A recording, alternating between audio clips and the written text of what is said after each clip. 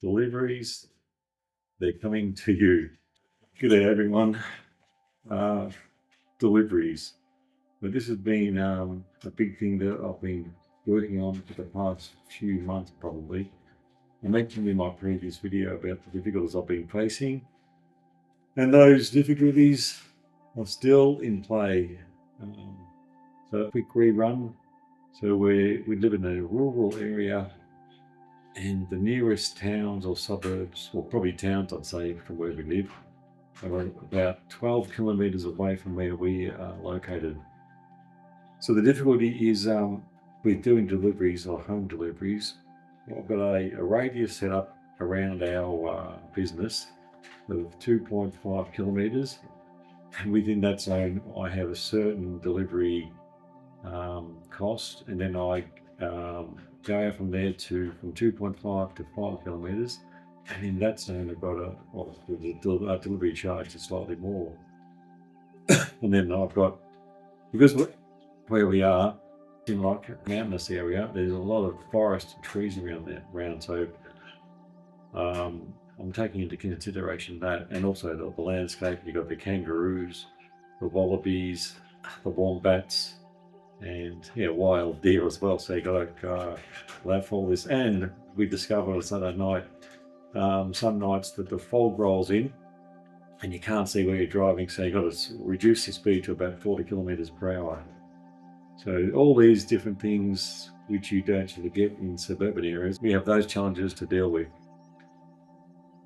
So after that, those initial radiuses or zones, we sort of branch out along the road, the highways in the three different areas, and that branch, or that sort of the branch, we'll say extends for another. That branch extends from 5 kilometres to, I think, 13 kilometres is the furthest. So we have quite a bit of distance to sort of go to with delivering pizzas and pastas. So for the radiuses of up to 5 kilometres, we should be able to do delivery to the houses, but the population density is very small up here, so only in the thousands. So, but as you get further out, you have more access to more of the little country towns. So the idea is to have work out a drop-off zone or a drop-off point where we drive out to each area. So we'll say for the branch one, we drive out to the branch one, which is a 13-kilometre drive. We bring all the pizzas in the back of the car, and all sort of kept warm. And then we meet at this one drop-off point, and then the customers from around the area like to drive to us to pick up the pizzas. That's the idea, but actually implementing it is a different thing.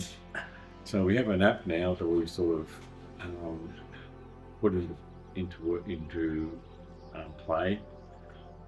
So you can, in the back end, you can choose the specific zones and the times that those zones are able to order delivery. So that's one good thing. So we can sort of set the time zones for the different areas, because it gets bloody dark up there. There's no lights, street lights up there, because it's so far away from the city. There's no light pollution, and you've got the tall forest around on both sides of the road that you have to contend with, fog, and as I said, wild animals.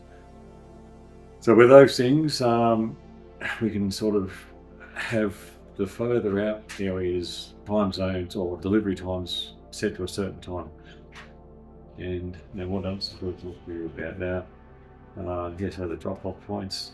Okay, so the next part of it is with the app, we want to integrate a feature where if you're from a particular area or a particular suburb, like say a geofenced area, then when you make a delivery order online, then you only have the option to select to a particular delivery point where we will drive the pizzas to, and that customer will come from further out to meet us at the drop-off point. So that's in works at the moment.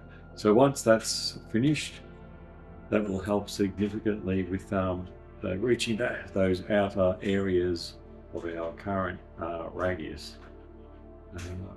So the overall idea is to sort of give people the options in these remote areas where Uber Eats does not exist to be able to have food ordered and delivered to a point where they can get the food from.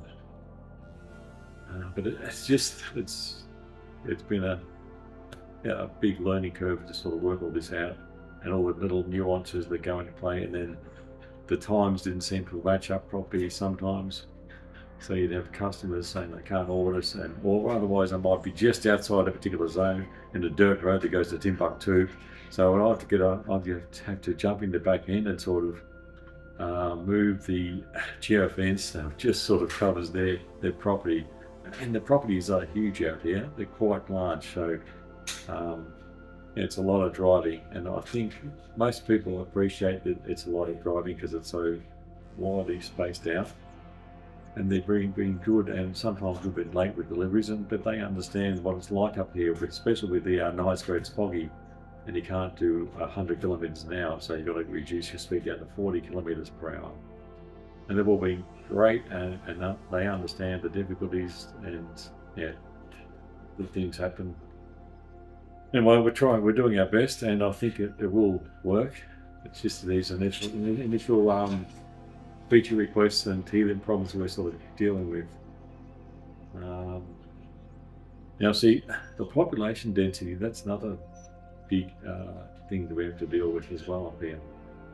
So we have one suburb which is south of us, which has the largest population of about 9,000 people, but that's a 13-kilometre drive, so that's pretty far. So